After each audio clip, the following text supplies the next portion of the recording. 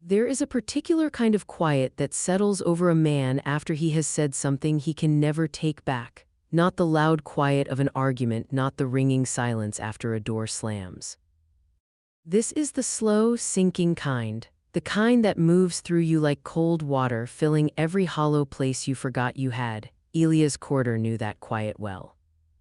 He had lived inside it for the better part of his 48 years on this earth, and he had grown so accustomed to it that he had come to believe it was simply who he was, a quiet man. A careful man, a man who kept his words short and his heart shorter because the one time he had let it run loose, it had nearly undone him completely. But on the last evening of October, in the year of our Lord 1883, standing on the back porch of his ranch house with the wind coming down cold off the bluffs and the cottonwood trees bare and shaking, Elias Corder said something he had not planned to say. Something that had been sitting behind his ribs for months, maybe longer, pressed against the bone like a stone he could not dislodge. He said it quietly, the way he said most things. He said, "One day you'll forget me, Clara, and that'll be right, that'll be exactly as it should be." He did not look at her when he said it. He kept his eyes on the line of hills going purple in the last of the light. There was a long silence, then he heard her breath change. Not a gasp, not a sob, but something smaller than either, something more devastating, a kind of catching like a thread pulled too tight before it breaks. And Clara Voss said in a voice so steady it nearly broke him in half, "Elias, that is the one thing I cannot do." He turned then, he should have turned sooner. When he saw her face, the lamplight just touching it through the window behind him, he understood for the first time in a very long while that he had been reading his own story wrong. That what he had called protection she had experienced as abandonment, that what he had called wisdom she had felt as cruelty. This is that story, it does not begin on that porch. It begins, as most stories worth telling do, much further back in the slow accumulation of ordinary days that together build something no man is ever fully prepared for. The town of Harlan's Crossing sat in a dry valley between two low mountain ranges in the high Texas hill country. The kind of place that looked like God had set it down without much particular intention and then forgotten it was there. 3 main streets, a church with a crooked steeple, 2 saloons, a general store run by a man named Pickett who charged too much for coffee and too little for gossip. And a school that doubled as a meeting hall when the weather was too fierce for anyone to be outdoors. It was the kind of town that remembered everything and forgave very little. Elias Corder had ranched the Broken Sea spread just north of town for 22 years. He had come to the valley as a young man with his wife, Dolores, and they had built the house with their own hands, plank by plank, hauling timber from the ridge with a mule that was more stubborn than either of them. They had raised 2 sons, buried 1 daughter in the first hard winter, and grown into each other the way old trees do, slowly and without fanfare, until you cannot tell where one ends and the other begins. Dolores died in the spring of '81, a fever fast and merciless. She was here on a Monday and gone by Thursday, and Elias never quite found the language to describe what it meant to watch a woman who was more familiar to him than his own reflection become suddenly permanently absent from every room in his house. He managed the ranch, he fed the cattle, he repaired the fence. He cooked badly and slept fitfully and went to church on Sundays because Dolores would have wanted him to, and he sat in the same pew they had shared for 20 years and he did not cry.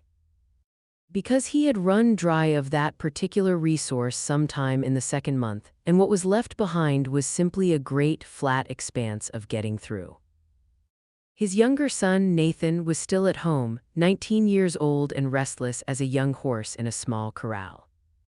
His elder son, James, had married and settled in Abilene and sent letters twice a year with the kind of cheerful vagueness that told you a man was perfectly fine and had nothing genuine to report.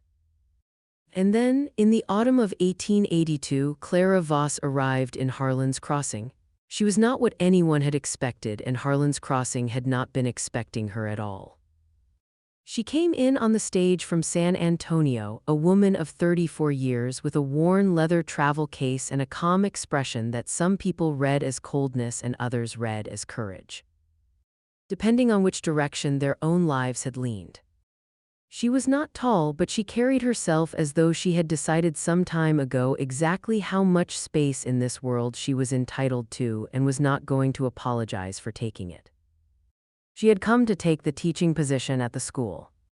The previous teacher, a young man named Hendricks, had married a rancher's daughter and moved to Colorado in something of a hurry, leaving the position vacant and 31 children with nobody to educate them through the winter months.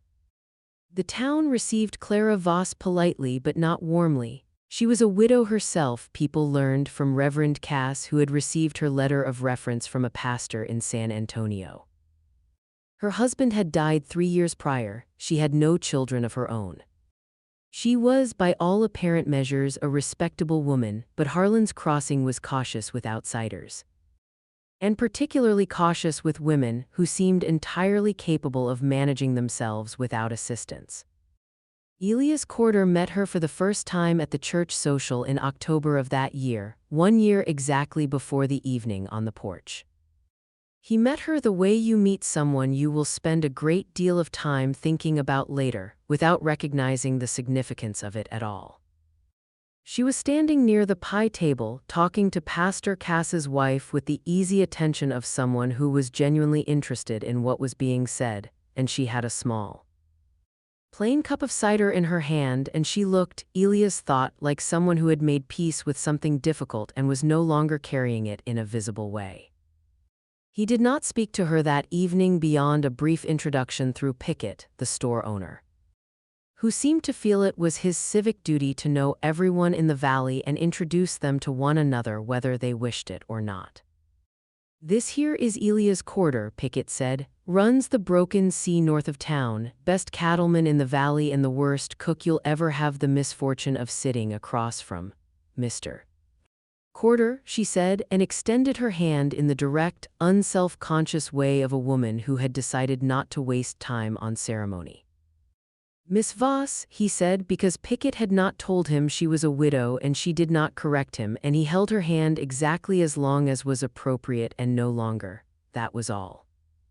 That was the beginning of it, thin as a thread and just as strong. The connection between them built the way a fire builds in wet wood. Slowly, reluctantly, with long stretches where nothing seemed to be happening and then suddenly more heat than you expected. It was Nathan who created the first real occasion. He had taken it into his head that he needed additional schooling in mathematics and some of the more practical applications thereof, which was very possibly true, though the exact degree of his academic sincerity was debatable. He began attending the evening sessions Clara Voss offered twice weekly for older students and working adults in the schoolhouse. And he came home speaking of Miss Voss with the kind of careful offhandedness that told his father the subject interested him considerably more than he wanted to let on. Elias drove Nathan to the schoolhouse one Thursday evening when the weather had turned sharply cold and Nathan's horse had thrown a shoe. He waited outside on the wagon seat with his coat turned up against the wind, intending to stay in the wagon, and then the cold got more serious and he went inside and stood at the back of the room and heard Clara Voss teach. He had not expected what he found. She was not performing for the room, she was not performing at all. She was talking to those 7 or 8 adults gathered around the rough-hewn tables as though they were people she genuinely respected, explaining the logic of land survey calculations in a way that made the thing feel not like a chore but like a skill worth having, worth being proud of. She drew figures on the slate board with a sure hand. She waited when someone was slow to understand. She did not make impatience visible. She noticed him standing at the back and acknowledged him with a brief, composed nod, and went on with her lesson as though a rancher standing uninvited in her schoolhouse at 8 in the evening were the most natural thing in the world. When the session ended and the students filed out into the cold, Elias helped Nathan with his coat and then stood, not quite leaving. with his hat in his hands in the way of a man who is working out how to say something he has not decided to say yet. "Your son is a good student," Clara said, erasing the board. "He pretends not to understand things he already knows because he is afraid of appearing to know them." "That is something you can speak to him about." Elias looked at Nathan, who suddenly found the floorboards very interesting. "He gets that honest," Elias said. And then he was surprised to hear it come out of him because it was a thing he had not intended to say, being a small confession of self-knowledge that he did not usually distribute freely. Clara looked at him then, not the polite, composed look of a woman being civil, something more direct, something that asked a quiet question and waited to see if he had the patience to answer it. "Good night, Mr. Corder," she said. "Good night, Miss Voss," he said. And he drove home in the cold with Nathan talking about the mathematics lesson and Elias hearing very little of it, occupied as he was with the strange, unsettling sensation of having been seen by someone without knowing precisely when it happened. Through the winter he found occasions to be useful. A shutter on the schoolhouse had come loose and rattled in the wind. He repaired it on a Saturday morning without being asked, which Clara discovered when she arrived to find it fixed and Elias loading his tools back into his wagon. And she stood in the doorway and said, "You didn't need to do that," and he said, "I know," and left because he was not yet capable of managing more than that. He brought firewood. Not ostentatiously, not with announcement. Simply stacked it in the linta beside the schoolhouse during the bitter weeks of January when the valley was locked under ice and the north wind came down the canyon with a cold that had no mercy in. She began leaving a small tin cup of coffee on the top step of the schoolhouse porch on the mornings she had seen his wagon tracks, and he drank it standing outside in the cold, which he thought later was the most comfortable he had felt in 2 years. Spring came, and with it the slower, more dangerous business of conversation. Real conversation, not the brief, purposeful exchanges of two people transacting a practical necessity, but the kind that started with one thing and went sideways into another and ended somewhere neither person had planned. She had come out to the Broken Sea in April, riding with the pastor's wife for a gathering at Elias' neighbor's place, a spring dinner at the Hart Ranch that most of the valley attended. And afterward, when the Hart's porch was full of people and noise, Elias found himself walking with Clara down toward the paddock fence in the long evening light, and neither of them had arranged it. It had simply occurred the way natural things occur, one step after another without a decision being made. She told him about her husband then, James Voss, a good man, she said, without sentiment, without performance. A merchant in San Antonio who had died of a blood illness before they had finished building the life they intended. She had sold the house, taken what she needed, and decided that grief for her was not something that required a permanent residence. He told her about Dollars, more than he had told most people. He described the way Dollars had talked to the cattle when she walked through the pasture as though they were old acquaintances, and how the ranch had felt differently shaped after she was gone. As though the rooms had shifted slightly and he could not find the furniture by memory anymore. Clara listened the way she taught, with a patience that was not passive but active, that made you feel the thing you were saying had weight and was being received with appropriate care. "You still love her," Clara said, not as an accusation, simply as an observation. "Yes," he said, "I expect I always will." "Good," she said, which was not what he expected, and he looked at her. "A man who can love someone that long and that faithfully has a depth to him," she said. "That is not a flaw, that is a foundation." He did not know what to do with that, so he said nothing. But he thought about it for a great many days afterward. Harlan's Crossing noticed, that was the trouble with small towns. They noticed everything, and they arranged what they noticed into a story, and once they had settled on the story, they were reluctant to revise it regardless of the evidence. The story they settled on was this, that Elias Corder, a decent but grieving man of 47 years, was becoming attached to the new schoolteacher, a woman 13 years younger than himself. And that this was either sweet or foolish or scandalous depending on who was telling it. Pickett thought it was sweet and said so to anyone who stood still long enough at his counter, which meant the whole town knew his opinion by noon on any given day. Martha N. J., who ran the quilting circle and had appointed herself the moral compass of the valley some years prior, thought it was unseemly. Not because of any particular offense she could name, but because she had a general suspicion of things that fell outside the patterns she recognized. And a widowed rancher of middle age pursuing a younger schoolteacher was, in her assessment, a thing that reflected poorly on the dignity of grief. And then there was Gerald Fowler. Fowler was not a bad man in any straightforward way, which made him considerably more complicated than a bad man would have been. He was 43, well established in the valley. A cattle buyer with a confident manner and a good suit, and the easy sociability of someone who had learned early that charm was a more efficient tool than effort. He was a widower as well, his wife having died 4 years prior. And he had spent the intervening years being exactly the kind of man who made women like Martha and Jeff feel that the world was working as it should. Fowler had taken notice of Clara Voss within a month of her arrival. But he had been cautious about it in the way of a man who waits to see which way the land lies before he commits to a particular route. When the town's conversation turned to Elias and Clara in the spring, Fowler became less cautious. He began stopping by the school with small gifts, appropriately respectable, a box of decent writing chalk from San Antonio, a copy of a recent geography book for the classroom, a basket of fruit from his own small orchard that he presented with the kind of modest ceremony that told you he had practiced the gesture somewhat.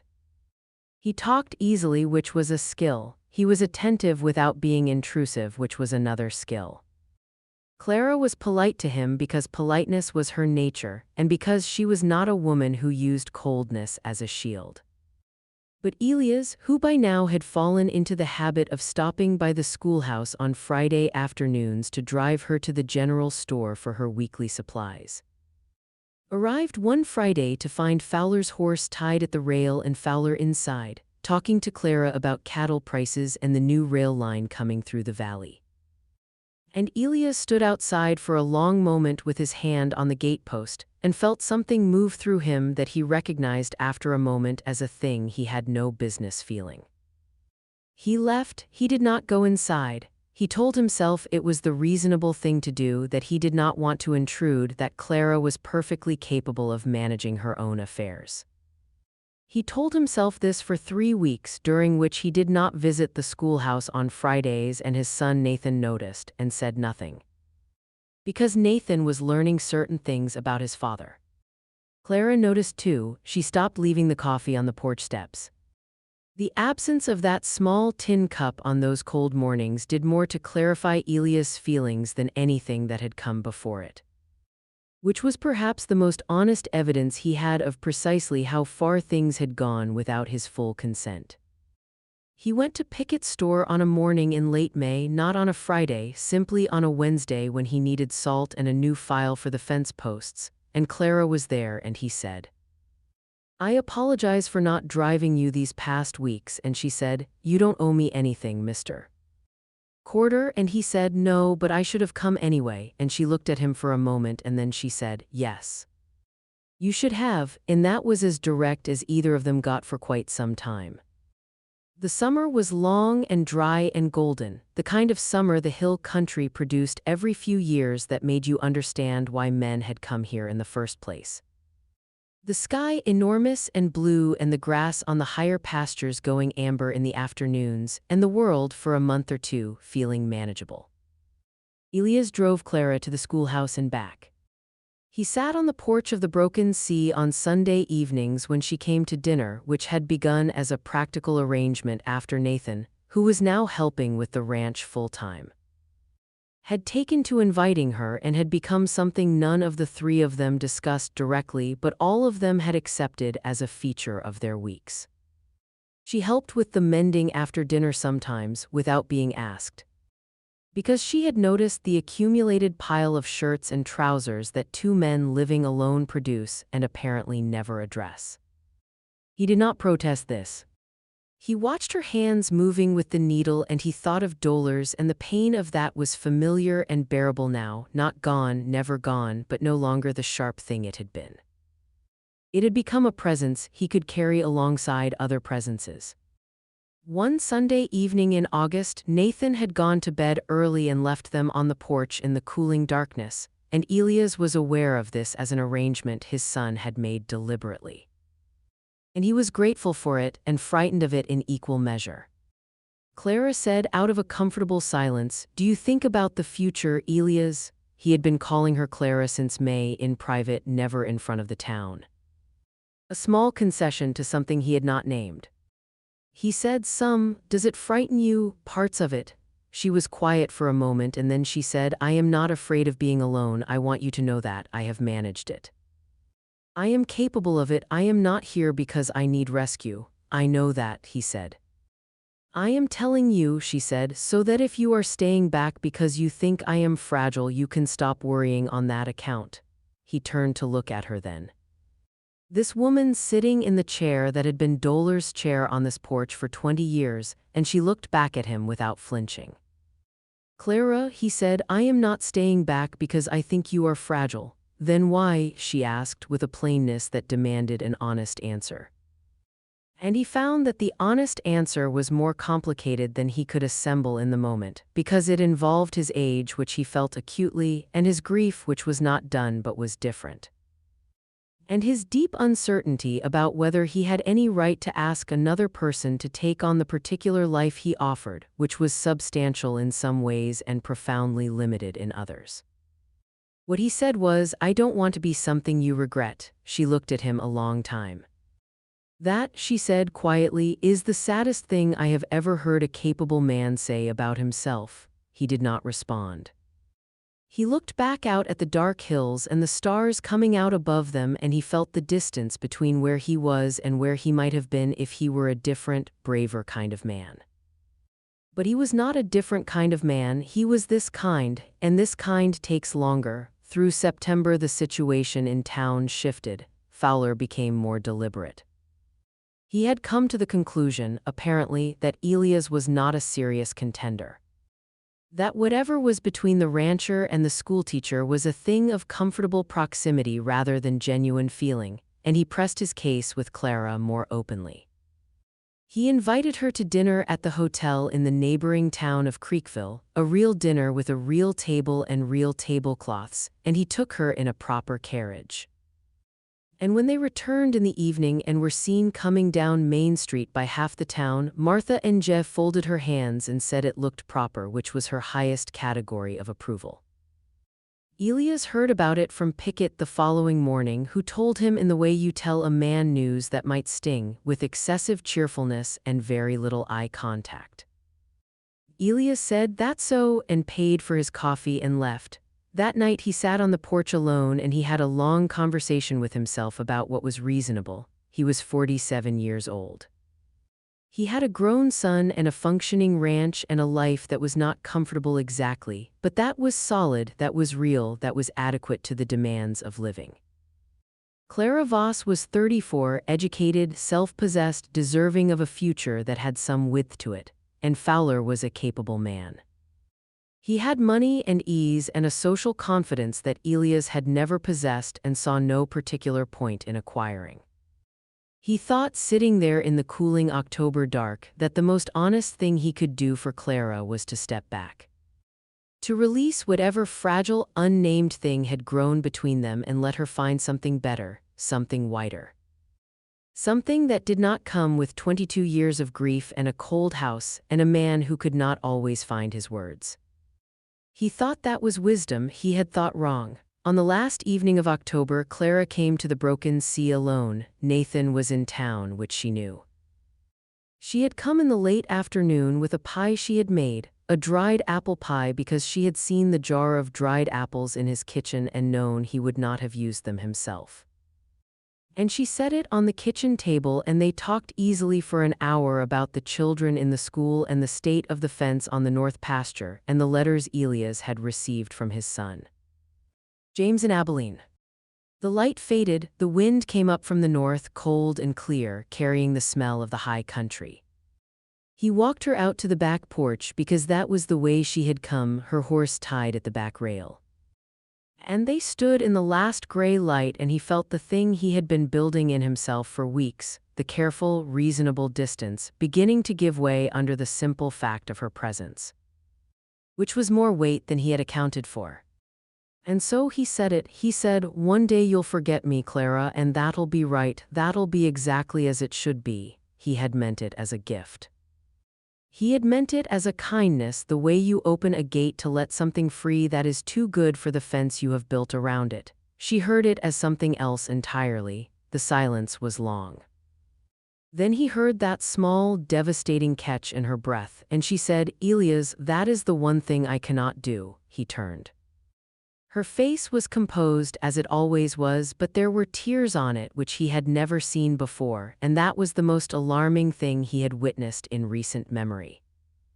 Not because she was weeping, but because Clara Voss was not a woman who wept without cause, and he understood in that moment that the cause was him, that he was the cause, that this capable, self-sufficient, clear-eyed woman was standing on his back porch in the October dark with tears on her face because of something he had done. "I was not asking you to," he said, meaning the forgetting, but it came out wrong. "I know what you were asking," she said. "You were asking me to let you go quietly without either of us having to say the real thing, so that you could return to your grief and your reasonable solitude, and I could go marry Gerald Fowler, who is a fine man who has never frightened me once in my life." Elias said nothing. The words arranged themselves in the air between them. "The things that frighten me," she said, her voice very steady, "are the ones that matter. And you, Elias Corder, have been frightening me since January, and I have been managing it, but I will not pretend that what you just said was kind, because it was not. It was cowardice dressed as generosity, and I think you know that." A long silence. The wind moved through the bare cottonwoods. "I have nothing to offer you that is not complicated," he said finally. "I did not ask you for simple," she said. "I asked you for real." He stood there in the dark with the wind at his back and the lamplight just touching her face, and he understood with sudden, total clarity that he had been a fool.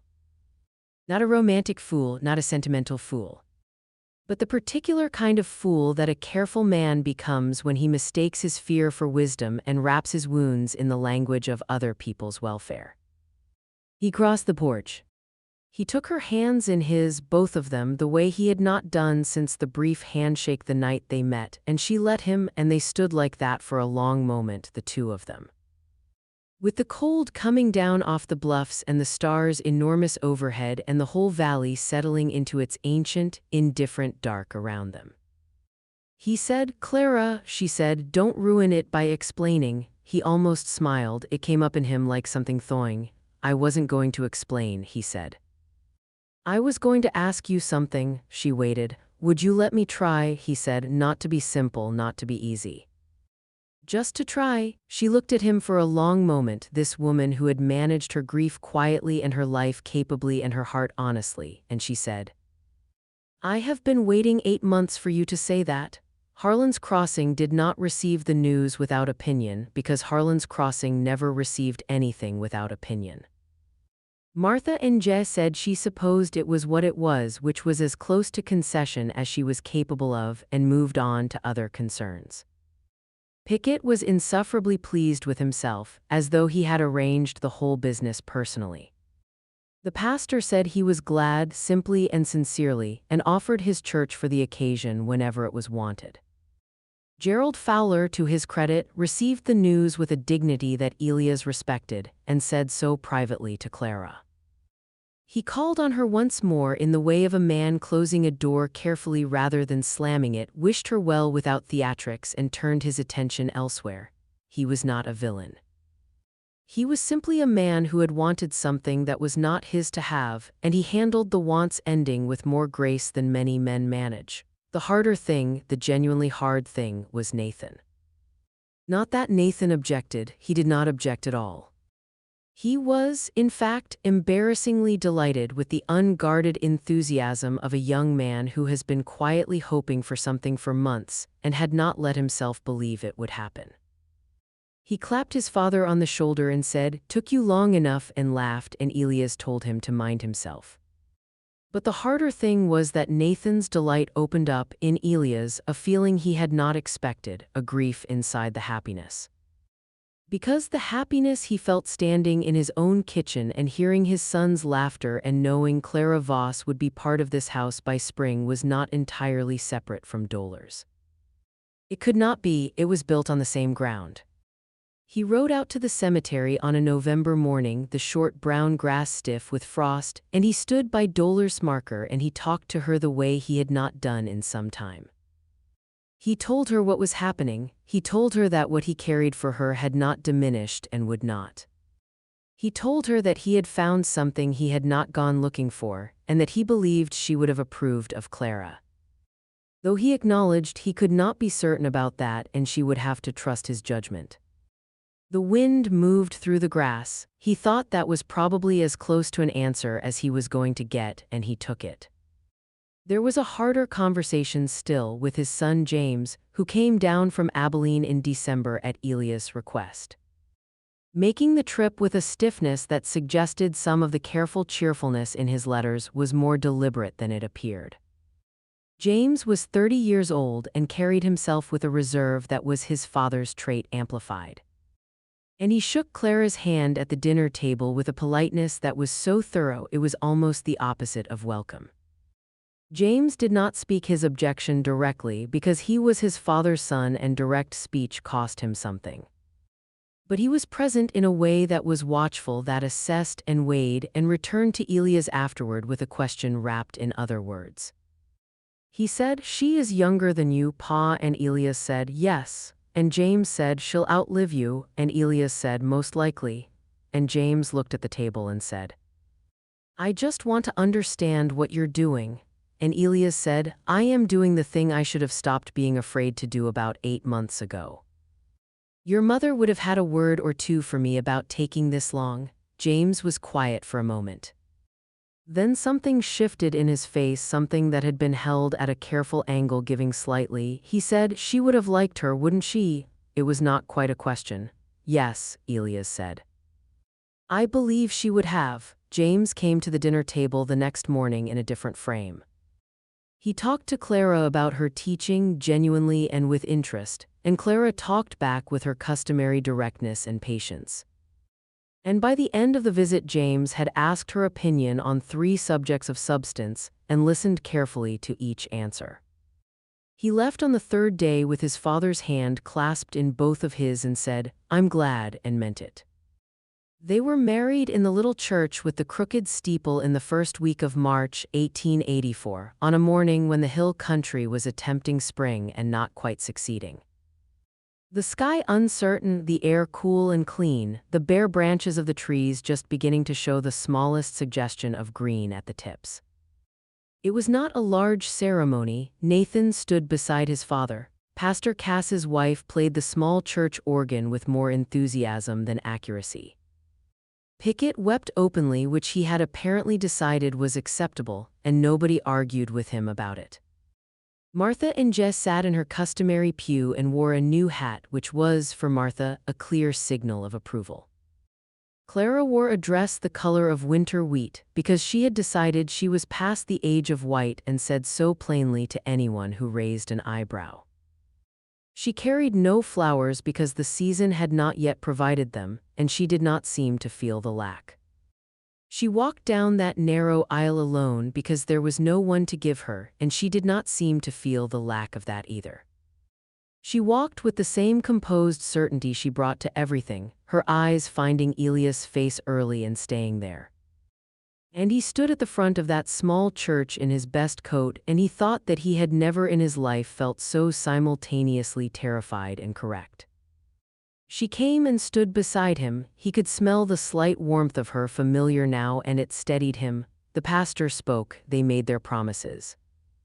The promises were the old words, the same words said 1,000,000 times in 1,000 little frontier churches, but they did not feel old in the saying. They felt very specific. They felt as though they had been written precisely for two people who had arrived here from difficult directions and had chosen, with full knowledge of the cost and the comfort both, to make this particular life together. When he put the ring on her hand, she turned it once between her fingers, a small, private gesture as though she were understanding the weight of it.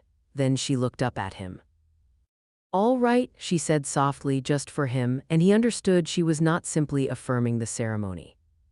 She was affirming everything that had led them there, the winter mornings and the Friday drives and the coffee on the porch step and the long, quiet evenings and the misstep on the back porch in October, the cowardice and the honesty and the finding their way back to each other through both. They rode out to the broken sea in the early afternoon, past the cemetery on the low hill at the edge of town.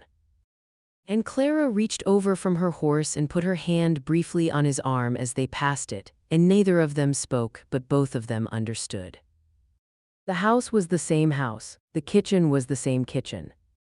The back porch was the same back porch, looking out over the same hills going blue in the distance, the same cottonwoods, bare still but patient. She stood on that porch in the afternoon light and he stood beside her, and the wind that came down off the bluffs was not as cold as it had been in October. Had something in it now that suggested what was coming, what was beginning. "I want to change the curtains in the sitting room," she said after a while. He considered this seriously. "Dollars made those curtains." "I know," she said. "I thought we might keep one panel if you like and make something new for the rest." He looked at her. "Is that acceptable?" she asked in the even tone of someone who has asked a genuine question and is prepared for a genuine answer. "Yes," he said, "that's more than acceptable." She nodded. Then she looked back out at the hills. "Elias," she said. "Clara, if you ever again tell me I'm going to forget you," she said, "I will make your life considerably more difficult." He looked at her profile in the afternoon light. This woman of 35 years with her steady hands and her direct manner and her specific, quiet courage. And he felt something in his chest that was not simple and was not easy and was every bit as real as the land stretching out before them. "I don't believe I'll make that mistake again," he said. "No," she agreed. "I don't believe you will." And Nathan came around the side of the house with mud on his boots and an apology about the state of the barn that he had intended to clean before they arrived. And the ordinary business of living resumed itself, which was, in the end, the greatest gift the day could have offered them. There is a particular kind of courage that does not announce itself. It is not the courage of the battlefield or the standoff or the storm survived. It is the quieter courage of a person who has already been broken by love, who knows exactly what it costs, and who chooses it again anyway. Elias Corder spent a good portion of his life believing that wisdom and caution were the same thing. He spent some time believing that protecting someone meant removing yourself from their proximity. He spent too long believing that a man of his age and his grief and his ordinary, complicated life had no right to ask anything of the future. He was wrong about all of it. And Clara Voss, who had managed her own grief capably and her own life honestly, who had never asked to be rescued and never needed to be, had the patience and the plain-spoken courage to stand on his back porch in the October dark and refuse the exit he had so carefully prepared for her. She had the courage to say the true thing, to say, "That is the one thing I cannot do. Love in the end is not a feeling that overtakes you. It is a choice that asks to be made every morning in the cold, in the kitchen, in the ordinary middle of an ordinary life. It is the choice to stay visible to another person. To let them stay visible to you, to not mistake your fear for their protection." They lived at the broken sea through many seasons after that. The curtains in the sitting room were changed, all but one panel which hung quietly in the corner for the rest of their years, a small, honest accommodation between what was past and what was present. The schoolhouse in Harlan's Crossing remained Clara's until she chose otherwise, which was a longer arrangement than anyone had predicted and a better one. Nathan married a good woman from the neighboring valley and built his own house on the north pasture, which made the mornings quieter and the Sunday dinners considerably louder. The back porch remained. It was a place they returned to evening after evening as the years moved over them the way seasons move over good land, taking something and leaving something. Changing the surface but not the ground beneath. And sometimes in the quiet, one of them would say something simple that carried everything, the way words do when they have earned their weight over time. And the hills would hold the light a little longer, the way the hill country does in the late afternoon before it gives it up entirely to the dark. Thank you for riding along with us today on Rusted Saddle Stories. If this one moved you even a little, we are glad for the company. These old frontier tales remind us that love is not always young and courage is not always loud, and some of the finest things in a life are found quietly at the end of a long and winding road. If you have someone in your life who needs to hear this kind of story, share it with them. And if you would like more tales from the Old West, the kind with real feeling in them, find us here and stay a while. Until next time, keep writing.